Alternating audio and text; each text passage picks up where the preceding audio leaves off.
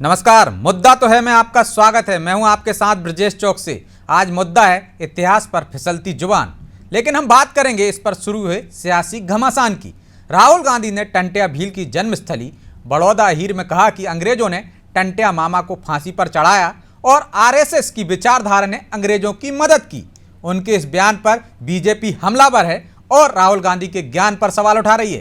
टंट्या मामा को फांसी 4 दिसंबर 1890 को दी गई और राष्ट्रीय स्वयंसेवक संघ का गठन 35 साल बाद 1925 में हुआ। इस कारण संघ को निशाना बनाने के चक्कर में राहुल खुद बीजेपी के निशाने पर आ गए। भाजपा के एक विधायक ने तो यहां तक कह दिया कि इसलिए ही हम राहुल गांधी को पप्पू कहते हैं। तो कांग्रेस ने पलटवार करते हुए कहा कि भारत जोड़ो यात्रा की सफलता से बीजेपी तिलमिलाई हुई है, इसलिए लगातार षड्यंत्र कर रही है। लेकिन सवाल यह है कि भारत जोड़ो यात्रा में तोड़ने वाले बयान कौन दे रहा है और क्या यह सब किसी रणनीति के तहत किया जा रहा है, यह जानने की कोशिश करेंगे। लेकिन पहले देखिए हमारी एक खास रिपोर्ट।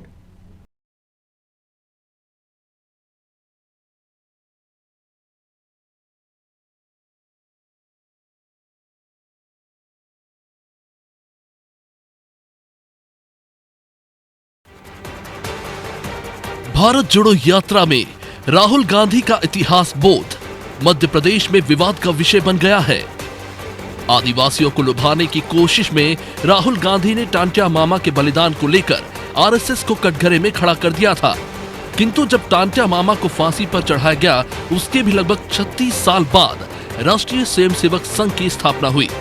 राहुल गांधी ने आदिवासी क्रांतिकारी टांट्या मामा की जन्मस्थली पर कहा था कि अंग्रेजों ने टांट्या मामा को फांसी पर चढ़ाया और आरएसएस की विचारधारा ने अंग्रेजों की मदद की।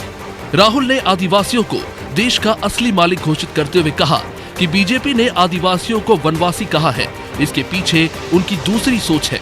इसके लिए बीजेपी को माफी मांगनी चाहिए। टांट्या मामा को फांसी पे किसने चढ़ाया? अंग्रेजों ने, सही? और आरएसएस ने अंग्रेजों की मदद की। यह पूरी दुनिया और हिंदुस्तान जानता है। राहुल के इस बयान पर बवाल मच गया। भाजपा ने कहा कि क्रांतिकारी टांट्या मामा को अंग्रेजों ने 4 दिसंबर 1890 को फांसी दी और संघ की स्थापना 1925 में हुई। कम से कम तारीख तो पता कर लेते। उन्होंने कहा कि सिर्फ संघ और भारतीय जनता पार्टी को बदनाम करने के लिए राहुल नई नई नीतियां बनाते हैं और भ्रामक जानकारियां फैलाते हैं। देखो, राहुल गांधी के सामान्य ज्ञान की स्थिति 5वीं क्लास के बच्चे से भी कमज़ोर है। वो प्रतिशोध की आग में इस तरह जल रहे हैं कि जब वो टंट्या मामा के बलिदान की बात करते हैं तो उसमें कहते हैं आरएसएस ने अंग्रेज़ों का सहयोग किया था। राहुल गांधी, ये बताओ, क्या बच्चा पैदा होने से पहले दौड़ने लगता है? टंट्या मामा का बलिदान कब हुआ और आरएसएस का गठन कब हुआ? अगर इतना सामान्य ज्ञान भी आपके पास नहीं है तो ईश्वर भी आपको नहीं बचा सकता। आपकी बौद्धिक क्षमताओं को सलाम करते हैं। आप इसी प्रकार से कांग्रेस का नेतृत्व करते रहें और कांग्रेस आपके प्रयासों से और तेज गति से गर्त में चली जाए। आदिवासी वोट बैंक पर भाजपा और कांग्रेस दोनों की नजर है। राहुल गांधी ने टांट्या मामा की जन्मस्थली पर जाकर आदिवासी समुदाय को संदेश देने की कोशिश की, किंतु वहां राहुल गांधी ने तथ्यात्मक रूप से गलत बयानबाजी की। टांट्या मामा की शहादत संघ के गठन से 36 साल पहले हुई थी, फिर उसके लिए संघ आखिर कैसे जिम्मेदार हो सकता है? अपनी यात्रा की शुरुआत से ही राहुल गांधी हिंदूवादी संगठनों को निशाना बनाते रहे हैं। मध्य प्रदेश में आरएसएस को निशाने पर लेकर उन्होंने सत्तासीन भाजपा को सीधे चुनौती देने की कोशिश की, लेकिन इतिहास की तारीखों का सही आकलन करने में ही चूक गए। अब भाजपा ने इसे मुद्दा बनाकर राहुल पर हमला बोला है। ब्यूरो रिपोर्ट, अनादि टीवी।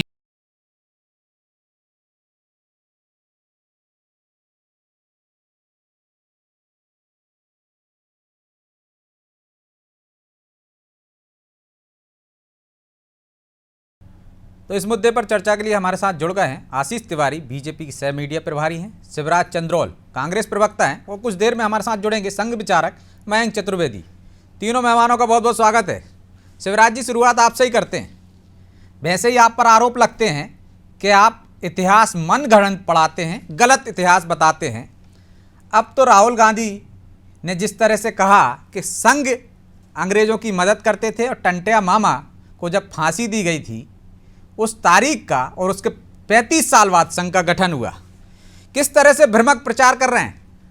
बीजेपी तो कह रही इसलिए तो हमने उनको नाम दिया है पप्पू। सामान्य ज्ञान भी नहीं है, 5वीं क्लास के बच्चे में जो ज्ञान होता है वो भी नहीं है राहुल गांधी में। कम से कम तारीख तो पता कर लेते। ब्रजेश जी, मुझे हंसी भी आती है और मेरे भाजपा के मित्रों पे दुख भी होता है। लोकेंद्र पाराशर जी को मैं सुन रहा था जो राहुल जी को 5वीं पास ज्ञान की बात कर रहे थे। ये तो वैसी बात हो गई कि हम आह भी करते हैं तो हो जाते हैं बदनाम, वो कत्ले भी करते हैं तो चर्चा नहीं होती। जहां तक सामान्य ज्ञान की बात तो है, आप मैं आपको लगातार बताऊं, चर्चा कर रहे हैं ना। आप कहते ही हैं गांधी जी को मारा है तो उनके कत्ल की चर्चा हो रही है ना। नहीं ब्रजेश जी सुनिए ना, 28 जून को नरेंद्र मोदी जी ने उत्तर प्रदेश के मर में एक सभा में कहा था कि इस गुफा में मैं आया था जिसमें कबीर दास, गुरु नानक और गोरखनाथ जी तीनों ने बैठ के आध्यात्म की चर्चा की थी। अगर तथ्यात्मक बात करूं तो 14वीं से 15वीं शताब्दी में कबीर दास जी थे, 15वीं और 16वीं शताब्दी में गुरु नानक थे और गोरखनाथ जी का जन्म जो है वो 11वीं शताब्दी में था। अगर तथ्यात्मक बात करें तो नरेंद्र मोदी जी को मैं पप्पू कहूं या गप्पू कहूं, ये तो भाजपा के मेरे मित्र बताएंगे। एक और बड़ी बात जो हमारे भाजपा के मित्र कह रहे हैं, जो विधायक जी ने कहा था, नरेंद्र मोदी जी ने वर्ल्ड इकोनॉमिक फोरम में अपने भाषण में यह कहा कि 600 करोड़ मतदाताओं ने हमें चुनकर और भारत की सत्ता दी है या भारत पे हमने सरकार बनवाई है। 600 करोड़ मतदाता। ब्रजेश जी सोचिए, ये देश का प्रधानमंत्री कह रहा है कि 600 करोड़ मतदाता ने, ये तथ्य है नरेंद्र मोदी जी के। इससे आगे मैं बढ़ के बात करता हूं, 2-3 पॉइंट में मैं अपनी बात खत्म करूंगा। फरवरी 2014 में मेरठ में नरेंद्र मोदी जी ने कहा था कि कांग्रेस ने आजादी की पहली लड़ाई को कम करके आका, ये कांग्रेस की भूल थी। अब यहां तथ्य की अगर बात करते हैं तो आजादी की लड़ाई 1857 में हुई थी और कांग्रेस की स्थापना 1885 में हुई थी। अब मुझे बताइए तथ्य की भूल कौन कर रहा है। जहां लोकेंद्र पाराशर जी कह रहे हैं कि ये राहुल गांधी में बुद्धि कम है, 5वीं पास के लोग हैं ये, तो भैया नरेंद्र मोदी जी कौन से हैं? हम नरेंद्र मोदी जी को हम गप्पू कहें, देश के प्रधानमंत्री को गप्पू कहें, जिसको ना भूगोल की जानकारी है, ना अर्थशास्त्र की जानकारी है, ना देश के विकास की जानकारी है। और मैं असल मुद्दे पे आता हूं। राहुल गांधी जी ने जो कहा है उसकी बात पे बीजेपी के पेट में दर्द क्यों हो रहा है, इस बात को भी हमें समझना होगा। क्योंकि आज जहां आदिवासियों ने 2018 में भारतीय जनता पार्टी को सत्ता से दूर किया था, लेकिन शिवराज जी कांग्रेस को सत्ता में ब्रजेश जी मैं अपनी बात पूरी करूं। ब्रजेश जी मैं अपनी बात कितनी देर में अपनी बात पूरी करोगे? आपने पूरा जवाब मोदी पर केंद्रित कर दिया। आपने ये नहीं बताया कि राहुल गांधी ने सही कहा या गलत कहा, ये तो बताइए। मैं बता रहा हूं, मेरी बात पूरी हो जाने दीजिए ना। आदिवासियों के जो वोट बैंक छिटक गया है, भारतीय जनता पार्टी के पेट में दर्द हो रहा है। राहुल गांधी जी का जो आशा था, राहुल गांधी जी का आशा उस विचारधारा को लेकर था जिस विचारधारा के तहत आज भारतीय जनता पार्टी और आरएसएस काम कर रही है। उस विचारधारा के लिए था जिस विचारधारा ने देश की आजादी के समय अंग्रेजों का साथ दिया। उस विचारधारा से था जिस विचारधारा ने आजाद हिंद फौज में जाने की बजाय अंग्रेजी सेना में जाने को प्राथमिकता देने की बात कही थी। उस विचारधारा के खिलाफ था। वही तो वो कह रहे हैं, विचारधारा में जिस बच्चा पैदा ही नहीं हुआ की हत्या हुई थी और आपने उस पर आरोप जड़ दिए। यदि जिस विचारधारा की आप बात कर रहे हो, विचारधारा तो 35 साल बाद पनपी है। यदि आरएसएस ने उसको पन पाया है तो नहीं। आप मुझे बताइए, आरएसएस में जो लोग थे वो कौन लोग थे? गोडसे, सावरकर, ये लोग थे ना। विचारधारा तो वही है। आज कांग्रेस और भारतीय जनता पार्टी में मूलतः एक सबसे बड़ा लेकिन टंटिया मामा की शहादत से बाद में आई ना ये विचारधारा।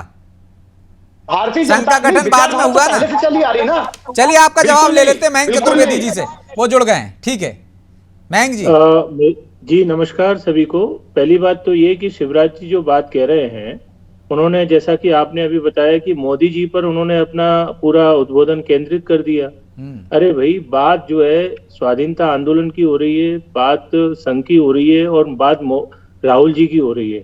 आप स्वयं बताएं कि भाई 1885 में अभी आपने जैसा स्वयं कहा कि कांग्रेस की स्थापना हुई और उसकी स्थापना ए.ओ. ह्यूम ने की थी, जो एक अंग्रेज अफसर था।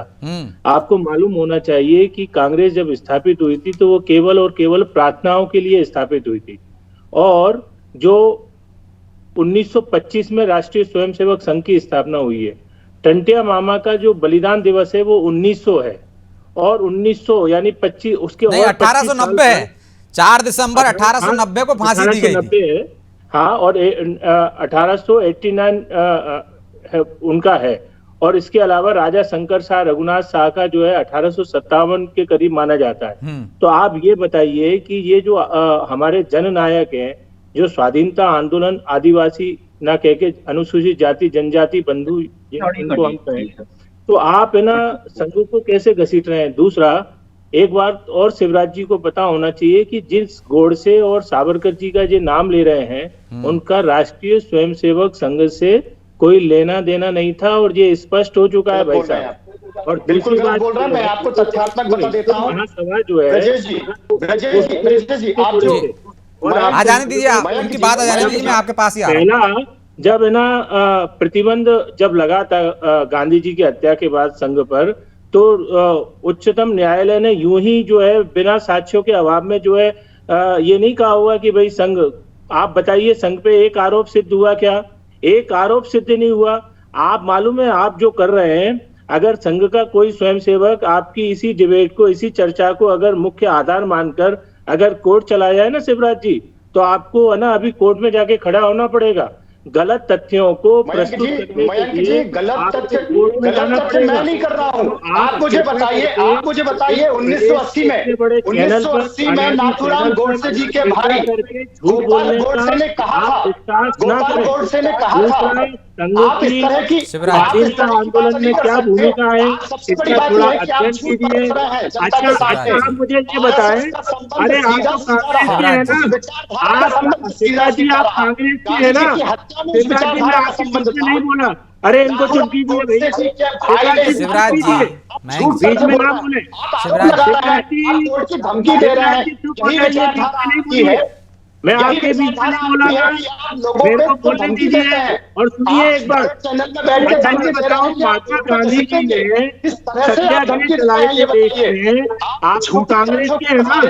महात्मा गांधी जी कांग्रेस के। शिवराज जी आप ये बताएं, दर्शकों को दोनों की बात पहुंच जाए दर्शकों तक, इसलिए एक एक करके बोलिए। मयंक जी की बात आ जाने दीजिए, मैं आपके पास ही आ रहा हूँ। जी मयंक जी, अपनी बात पूरी कीजिए कि सत्याग्रह गांधी जी ने कितने चलाए? आप बता सकते हैं गांधी जी ने कितने सत्याग्रह चलाए? और उसमें डॉक्टर हेडगेवार जो है कितने सत्याग्रहों में, 2 सत्याग्रहों में उन्होंने भाग लिया, एक 1921 में और 1930 में, और वो जेल गए, कलकत्ता जेल में बंद रहे हेडगेवार जी। उस समय कांग्रेस ही देश भर में आंदोलन लेकर जन आंदोलन पार्टी बनी, जब लालपाल बाल, थोड़ा सा इतिहास का अध्ययन कर लीजिए। अभी है ना, आप बता दीजिए आपके गांधी जी ने कब कब सत्याग्रह चलाया, वो सन बता दीजिए आप तत्काल प्रभाव से। आप बोल लीजिए, मैं बता रहा हूँ, आप अपनी बात कर लीजिए, फिर मैं बता रहा हूँ आपको। और दूसरा जो है स्वाधीनता आंदोलन को लेकर संघ पर आरोप लगते हैं, आप थोड़ा इतिहास पढ़िए, अध्ययन कीजिए।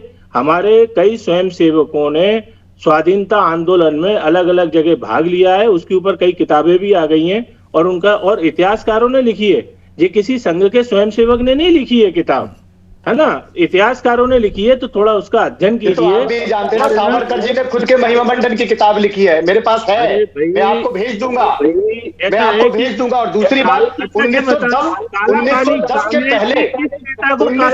के पहले सावरकर जी ने स्वतंत्रता संग्राम में भाग लिया था, ये सही बात है। मैं खुद कहता हूँ कि 1910 से पहले सावरकर जी ने भाग लिया था, लेकिन 1912 के बाद उसके बाद में नहीं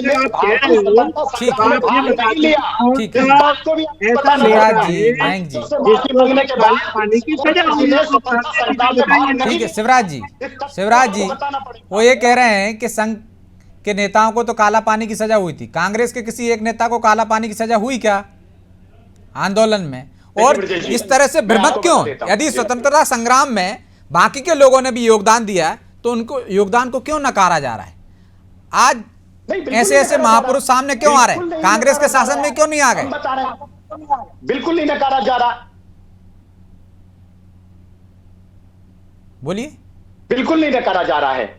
जिन लोगों ने, सावरकर जी ने 1910 से पहले स्वतंत्रता संग्राम में भाग लिया था, इस बात की प्रशंसा स्वर्गीय श्रीमती इंदिरा गांधी जी ने की थी। उन्होंने कहा था कि सावरकर जी ने अच्छा काम किया, लेकिन 1911 के बाद सावरकर जी ने क्यों स्वतंत्रता संग्राम में भाग नहीं लिया? क्यों उन्होंने अंग्रेजी सेना में जाने की बात कही? क्यों उन्होंने आजाद हिंद फौज में जाने की बात नहीं कही? देश के युवाओं को क्यों तोड़ा? सबसे बड़ा ज्वलंत प्रश्न यह है, आप बताइए ना, कांग्रेस पार्टी और कांग्रेस के सभी लीडर इस बात को मानते हैं कि अगर किसी ने स्वतंत्रता संग्राम में भाग लिया है तो हम खुद कहते हैं, छाती ठोक के हम कहते हैं कि हाँ, इसने स्वतंत्रता संग्राम में भाग लिया है। और अगर आपने तो आप तो माफी वीर चिल्लाते रहते हो। आप कहिए कि आपने माफी मांगी है, आप कहिए कि आप पेंशन लेते थे, आप कहिए कि आपके लोग गांधी की हत्या में शामिल थे, आप कहिए कि आपके लोग क्रांतिकारी विचारधारा के नहीं थे, आपके लोग हत्या करने वाले विचारधारा के थे, आप लोग कहिए ना। जो स्थापक हैं उन्होंने, हेडगेवार जी ने स्वतंत्रता आंदोलन में भाग लिया कि नहीं, बताइए, बोलिए आप। जिन जिन लोगों ने स्वतंत्रता संग्राम, मैं आपको बता रहा हूं, आरएसएस के सरसंघचालक माधव राव सदाशिव गोलवलकर ने तो भगत सिंह की फांसी पर भी प्रश्न चिन्ह लगा दिए थे। ये बात भी इतिहास में है। आप बताइए, सदाशिव गोलवलकर ने भगत सिंह की आजादी पर प्रश्न चिन्ह लगाए थे कि नहीं लगाए थे? आप इस बात का जवाब दीजिए। भगत सिंह की शहादत पे आरएसएस के सरसंघचालक ने बुलाया था कि नहीं? दिल्ली में स्वयंसेवकों ने भाग लिया ना। दे दीजिए, संघ के 18 महीने का बैन लगा था कि नहीं लगा था? आप इस प्रश्न का उत्तर दे दीजिए। उसमें से क्या निकला? आप बताइए ना, आप उत्तर दीजिए। भगत सिंह की शहादत पे ठीक है मयंक जी, शिवराज जी, प्लीज एक एक करके बोलिए। अच्छा शिवराज जी, सीधा एक सवाल मेरा, शिवराज जी, ये ठीक नहीं है कि गोडसे आरएसएस से शिवराज जुड़ा जी, नहीं है, गोडसे आरएसएस से जुड़ा नहीं है। आप गोडसे मुर्दाबाद बोल के बताइए, आप बोलिए गोडसे मुर्दाबाद। आप गांधी को मानते हैं, बोलिए। मयंक जी आप नहीं बोल पाएंगे, मयंक जी आप नहीं बोल पाएंगे गोडसे मुर्दाबाद। गांधी के हत्यारों को आप मुर्दाबाद नहीं बोल पाएंगे। क्यों नहीं बोल पाएंगे? बोलिए, आप बोलिए गोडसे मुर्दाबाद है। शिवराज जी, स्वाधीनता आंदोलन में हेडगेवार जी ने हिस्सा लिया, बोलिए। हाँ बोलता हूँ, जिन जिन लोगों ने हिस्सा लिया, जिन लोगों ने लिया, आप बोलिए गोडसे मुर्दाबाद। आप गोडसे मुर्दाबाद को बोलिए ना, आप गांधी के हत्यारों को मुर्दाबाद बोलिए। आप कह रहे हैं ना कि उनका आजादी के आंदोलन में सहयोग नहीं था, आप बोल रहे हैं मयंक जी, आप बोल रहे हैं ना कि गोडसे संघी नहीं है, आप गोडसे मुर्दाबाद बोलिए। मयंक जी आप नहीं बोल पाएंगे, आप नहीं बोल पाएंगे, क्योंकि आप झूठ परोस रहे हैं, आप जनता को झूठ परोस रहे हैं। आप बोलिए कि सदाशिव गोलवलकर ने, आप बोलिए सदाशिव गोलवलकर ने भगत बोलिए सदाशिव गोलवलकर चलिए भगत सिंह की आजादी पे प्रश्न मत अड़िए शिवराज जी, चलिए आशीष जी को दिखाइए। आशीष जी, लगातार जब से यात्रा मध्य प्रदेश में प्रवेश किए, विवादों में है, वो कह रहे हैं कि आप लोग षड्यंत्र कर रहे हैं विवादित बनाने के लिए, क्योंकि वो सफलता की ओर बढ़ रही है, सफल हो रही है यात्रा, इसलिए बीजेपी तिलमिलाई हुई है। क्यों षड्यंत्र रच रहे हो? और ऐसा क्या जादू करते हैं आप कि जो शब्द आप चाहते हैं वैसे शब्द राहुल गांधी बोलते हैं, ऐसा भी षड्यंत्र कर लेते हैं आप लोग?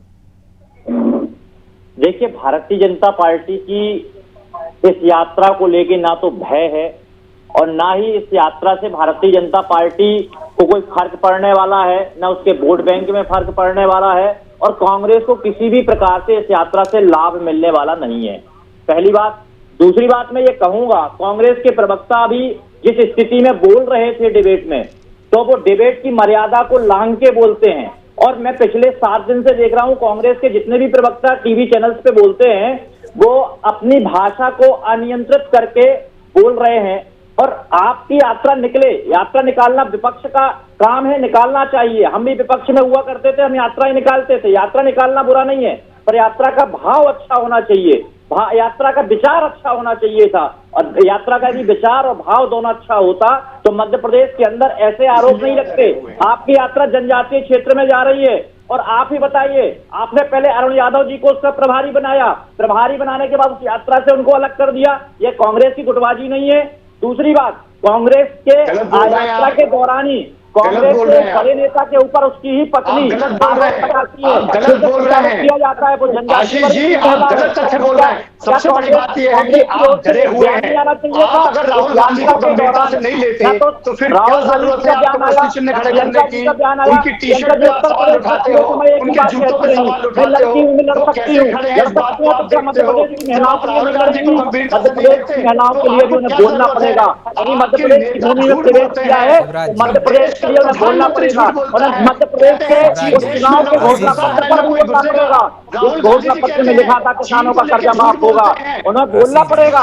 मध्य प्रदेश की जनता उनसे पूछ शिवराज रही है, जी, और एक आने करके वाले बोलिए, प्लीज। 2023 के चुनाव में कांग्रेस का समाप्ति जो कांग्रेस जो जाने वाली है ना, उनके स्टेटमेंट में ही जाने वाली है। और आपके जो प्रवक्ता है उनके स्वयं के बयान एक एक एक जैसे नहीं है। सारे प्रवक्ता, कोई इसे राजनीतिक यात्रा कह रहा है तो कोई इसे सामाजिक यात्रा कह रहा है। चलिए, जवाब आप पहले बोल रहे थे तय कर शिवराज जी, लीजिए किसी ने कि आपको नहीं भारत टोका। जोड़ने की जो यात्रा है वो सामाजिक है उनकी या बात भी आ जाने राजनीतिक है, दीजिए। आप खुद तय नहीं कर पा रहे हो, आपके प्रवक्ता तय नहीं कर पा रहे हैं। कांग्रेस के पास में आज की स्थिति में किसी भी प्रकार का विचार नहीं बचा है, केवल बोलने से बिना तथ्य के राहुल गांधी बोल रहे हैं, बिना तथ्य के आपके प्रवक्ता बोल रहे हैं और आप एमपी बोल रहे हैं। आशीष जी। आप एक टीवी चैनल पर डिबेट कर रहे हैं और आपको तथ्यात्मक बात करनी चाहिए थी, और आप संजय के ऊपर जो आरोप लगा रहे हैं, ठीक है, संजय आशीष के जी, ऊपर ठीक है। राहुल शिवराज गांधी जी। के जो बयान है उन्हें शिवराज सोच के जी। बोलना चाहिए था। संघ की स्थापना कब हुई? आशीष जी। जब संघ की स्थापना ही उस समय आशीष नहीं हुई थी तो उस समय क्या संघ के लोग उधर पे गए थे? शिवराज जी, मेरी बात तो सुन लीजिए। चलिए, ठीक है। नेताओं को पढ़ाइए। शिवराज जी, क्या वजह है कि आज टंटिया मामा को लोग याद कर रहे हैं? नए नए नायक आज सामने आ रहे हैं जो स्वतंत्रता संग्राम में जिन्होंने योगदान दिया। आपके शासन में क्यों टंटिया मामा का ये वो सम्मान नहीं मिला? ब्रजेश जी, कांग्रेस पार्टी में हमेशा हमने आदिवासी, दलित, पिछड़े, वंचित जो भी है, आज जिन्हें भारतीय जनता पार्टी अनुसूचित जाति, जनजाति ये नाम देती है, हमने सर्व वर्ग का ध्यान में रखा था। आप मुझे बताइए, इन्हें आज टंटा मामा की शहादत याद आती है? वो दिन भूल गए जब इस प्रदेश के मुख्यमंत्री टंटा मामा की शहादत पे ठुमके लगा रहे थे भोपाल के ग्राउंड में। मध्य प्रदेश का मुख्यमंत्री, मेरा मुख्यमंत्री टंटा मामा की शहादत पे नाच रहा था, उस पे डांस कर रहा था, और उनके मंत्रिमंडल के लोग ठुमके लगा रहे थे। सब भारतीय जनता पार्टी के लोग कहाँ थे? मैं पूछना चाहता हूँ कि जब आदिवासी वर्ग के हमारे साथियों पे अत्याचार होते हैं, उन्हें गाड़ियों से बांध के घसीटा जाता है, उनकी बेमौत हो जाती है, तब भारतीय जनता पार्टी के लोग कहाँ जाते हैं? मैं पूछना चाहता हूँ कि जब आदिवासी हमारी बहनों के नायकों की बात कर रहे हैं, आप अपराध को भारतीय जनता पार्टी और संघ के लोग मुंह में दही जमा के क्यों बैठे रहते हैं? तब इन्हें कोई बात नहीं आता है, और आज इन्हें टंटिया मामा की याद आ रही है।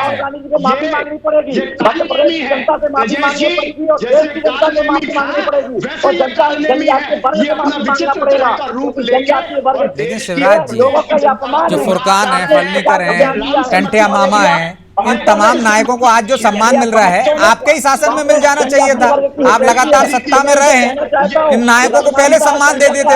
और टंटा मामा जी और भीमा नायक जी को कभी देने वाला गया, या आपको पढ़ाना चाहिए था। आपकी सरकार है थी पहले, आज भारतीय जनता आशीष जी, पार्टी शिवराज जी, ने ऐसे डिबेट नहीं हो सकती ना। किया, बस भारतीय जनता पार्टी ने जनजातीय वर्ग के बीच में जाना प्रारंभ किया। भारतीय जनता पार्टी ने बहरहाल समय भी इसकी इजाजत नहीं देता कि मैं इस चर्चा को जारी रख सकूं, और इस तरह से चर्चा नहीं हो सकती ना। एक सार्थक चर्चा करें, हम तथ्यों के साथ चर्चा करें तो ज्यादा दर्शकों को आनंद आएगा उसमें, और वो भी समझ सकेंगे, अपने विवेक से निर्णय ले सकेंगे कौन सही कह रहा है, कौन गलत कह रहा है। बहरहाल अब समय इजाजत नहीं देता, इसलिए चर्चा को यहीं विराम देंगे। आप तीनों मेहमानों का बहुत बहुत धन्यवाद।